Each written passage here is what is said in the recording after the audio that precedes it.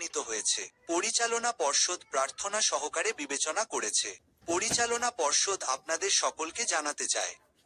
পরিচালনা পর্ষদ আমাকে নিম্নলিখিত ঘোষণাটি পড়তে বলেছে। পরিচালনা পর্ষদ আমাদের অবস্থান স্পষ্ট করার সিদ্ধান্ত নিয়েছে, কিন্তু সমস্যাটা এখানে। আমার মতে, অনেকেই ভুল প্রশ্ন করছেন। ওয়াচটাওয়ারের মৃত্যু বা পতন নিয়ে প্রশ্ন উঠছে না।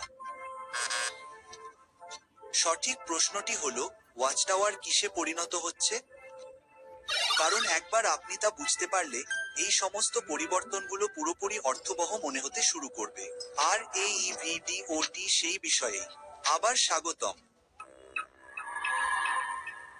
আমি শুরুতেই স্পষ্ট করে বলতে চাই, আমার দৃষ্টিভঙ্গি কোথা থেকে এসেছে, কারণ আমি আপনাদের যা কিছু বলতে চলেছি তার সবকিছুই এর উপর নির্ভরশীল।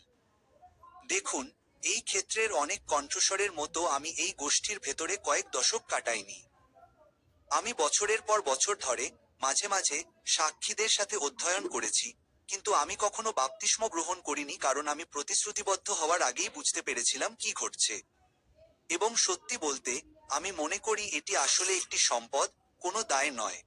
সুতরাং, ওয়াচটাওয়ার সম্পর্কে আমার ধারণা কয়েক দশকের দুঃখ এবং বিশ্বাসঘাতকতার মধ্য দিয়ে পরিশ্রুত নয়। এটি সম্পূর্ণরূপে বিশ্লেষণাত্মক।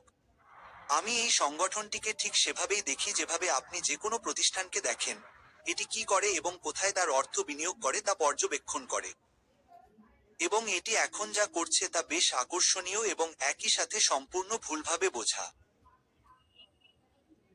প্রমাণে যাওয়ার আগে, এখানে একটি সহজ কাঠামো দেওয়া হলো যা পরবর্তী সবকিছু বোঝা অনেক সহজ করে দেবে।